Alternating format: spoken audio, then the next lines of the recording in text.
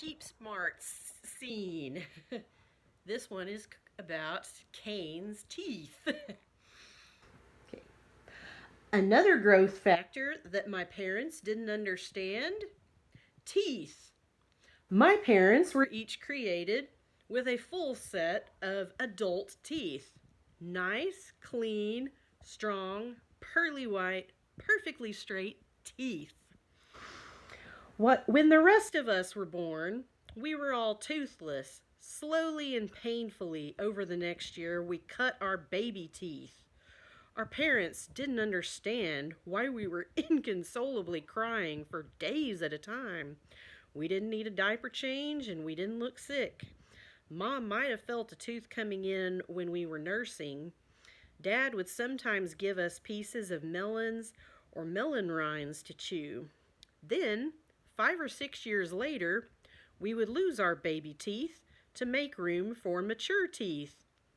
During the summer, while I was 4 years old, that was a rough year for me.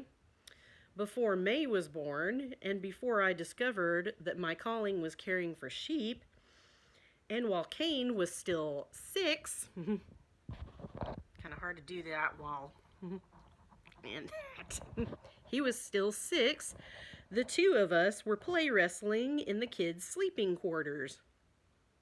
We might have started watching some kittens or puppies playing like that, and we were just imitating the way they played. It was neither the first time nor the last time that we were wrestling or tickle fighting. At one point during our wrestling match, I was on my back on the bed of hay that we shared for sleeping, and I knew that Cain was about to jump on me. I braced myself for impact by pulling my knees up to my chest.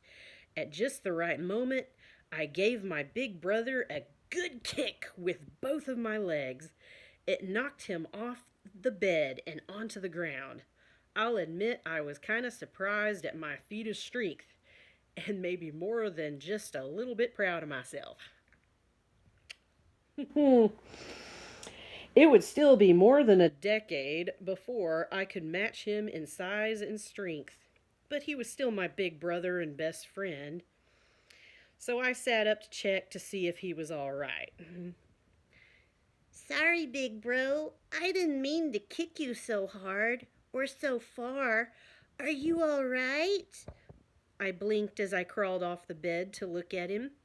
Cain was sort of lying on the ground on his right side, but he was starting to sit up. He shook his head in a disoriented manner, and he hadn't even looked directly at me yet.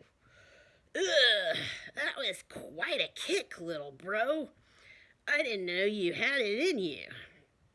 It looked like he spit out something solid as he sat up. Puh!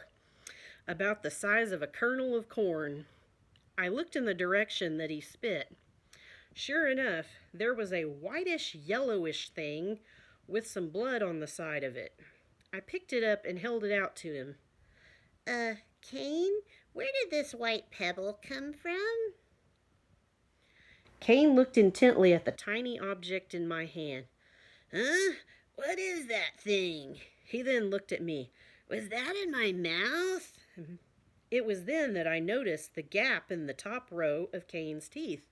There was also some blood dribbling on his lip. All I could do was gasp and point to his mouth. Cain's hand went to his mouth, where he gasped as his finger and his tongue both felt the gap in his teeth. When he removed his hand and saw blood on his fingers, he let out a terrifying scream. Then he started crying. I'm so sorry, Cain. I apologized. I didn't mean to knock out your tooth. I didn't know that would happen. What's with all the screaming? Dad stomped into our quarters with Mom right behind him. Are you all right, Cain? She went to his side to console him. What happened? All Cain could manage to do at this point was heave and cry. So I handed the tooth to Mom and explained, It was an accident. just playing around. I accidentally knocked out his tooth while we were playing. I didn't mean to. Really, I didn't. I'm so sorry. Does it hurt? Mom asked Cain, looking into his eyes and running her fingers affectionately through his curly hair. Cain blinked for a moment as he started to calm down. Not really. I think that tooth kind of felt loose for the past few days. Like it wanted to come out anyway. But Abel kind of helped it while we were playing, I guess. Let me see. Dad inspected the bleeding gap in Cain's mouth. That is quite a gap. As he looked more at the roof of Cain's mouth, he noted, it looks like there's a bigger tooth coming in from above where this tooth was. It's like it was trying to uproot this tooth by pushing it out. Do you see that too, Eve? Mom took a closer look. Yes, I can see what looks like a bigger tooth in there. Does this mean that the kids still have more teeth coming in? I mean, what's wrong with these teeth they grew as babies? Dad shrugged. Our teeth are bigger than theirs, but they can still eat the same foods we eat. I don't get it either. He rubbed Cain's shoulder and smiled comfortingly at him. You'll be all right, son. Cain was starting to chuckle by this point. Thanks, Dad. I already feel better. Mom looked at the tooth that I handed her earlier. Oh, maybe we should save this for Cain's treasure trove of baby mementos that we keep in our room. More memories for our yearly stroll down memory Cain on Cain's birthday. Even Cain laughed. Thanks, Mom. I edged my way closer to the group. Can I see the bigger tooth coming in? Dad just sighed and glared at me. Haven't you done enough damage for one day? I blinked. But I said I was sorry. We were just playing. It really was an accident. Dad rolled his eyes. Yeah, a terrible accident that all started about this time of year, 5 years ago, when your mom said Cain was taking a nap and we would have a few peaceful moments all to ourselves.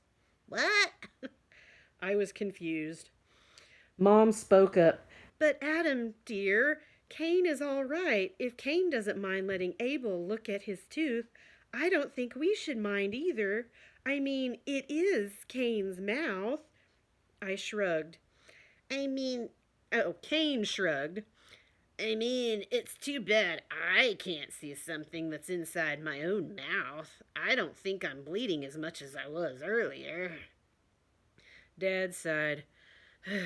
I could tell he saw that Mom was right, but he hated to admit that. He looked back at me with narrow eyes. What we really should do is knock out one of your teeth so Cain can see what the gap looks like in your mouth. I moved my hands protectively over my mouth. Dad, it's all right. Cain stepped between me and Dad.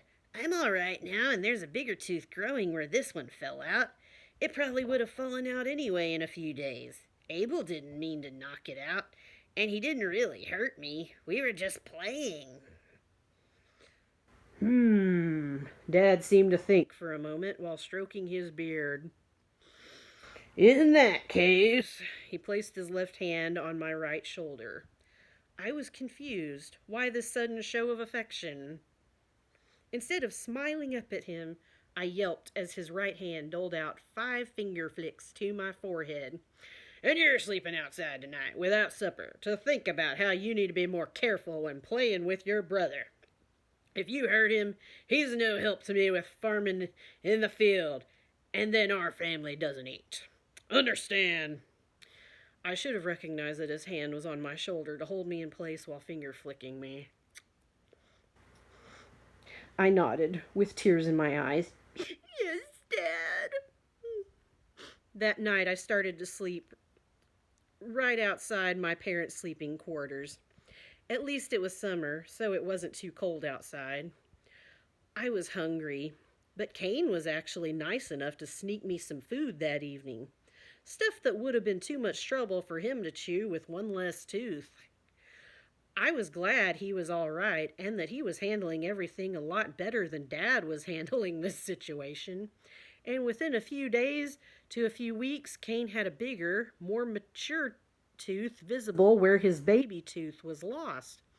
His baby tooth was safely stowed away in his treasure trove of mementos.